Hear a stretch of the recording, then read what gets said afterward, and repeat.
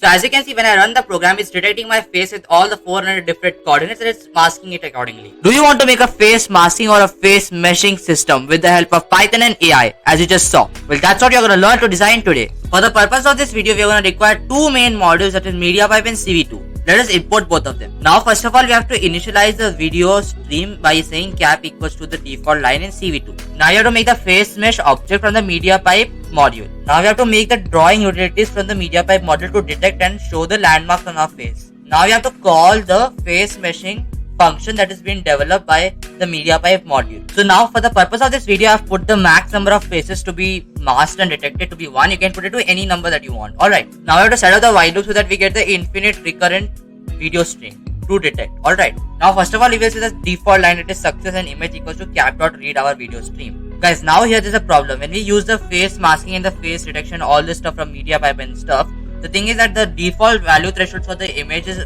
of our image video stream is BGR. Well, they require always an RGB.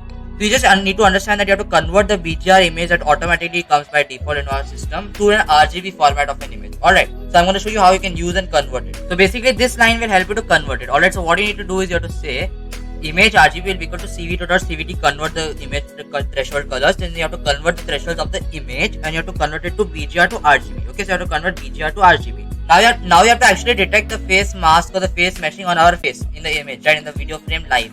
So you have to say results equals to face mesh, that is the face mesh function, dot process, and we have to process our image RGB. Alright, now we can just display the video in a window. Here for display, we can just display the img image. Only for the computer to understand and convert, we need to make it into an RGB threshold. Alright, now we can just put the wait key and exit the program on the ordinal of Q.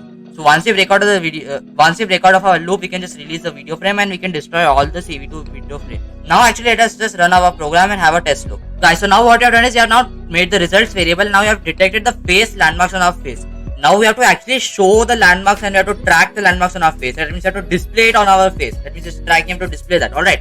So how can we do that? We'll have to say, first we have to put an if condition, that if the landmarks have been detected, then we are going to execute the following code. So let me show you how we can do it. So we're going to say if results dot multi underscore face underscore landmarks calling, that means if it is true that the landmarks have been detected, we have to draw the landmarks. Okay, first you have to put a for loop. So to say for every landmark that it detects in the variable of the multi different landmarks, it was to put each of the landmark on our respective face coordinates. Alright, so we're going to say mpDraw underscore landmarks.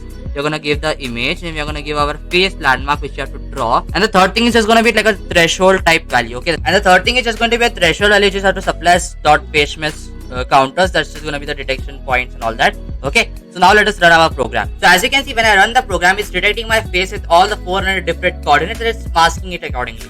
Now we can even use this technique in criminology. We can get these coordinate values by printing it and then we can use it for different functions. But here I'm just demonstrating how you can get the coordinates and put it on our face and display the mask. So as you can see, when we run the program, it's masking my face. It has detected all the main 468 points on the face and it's going to coordinate them and it's going to mask and put them on this. This technique can be used in criminology and getting the coordinates and use it different places. But here we're just learning how we can display. Okay, you can use your creativity to get this into more advanced application. Now you can see as I move my face left, right, up, down, as I go back, as I confront, the mask remains stable because of the high accuracy of the AI model that we're using here. Alright, so guys, that wraps up our video for today's content. That is how to make a face meshing system with Python and AI. If you want to see more of such interesting and amazing videos in the future, then make sure to subscribe, like and share.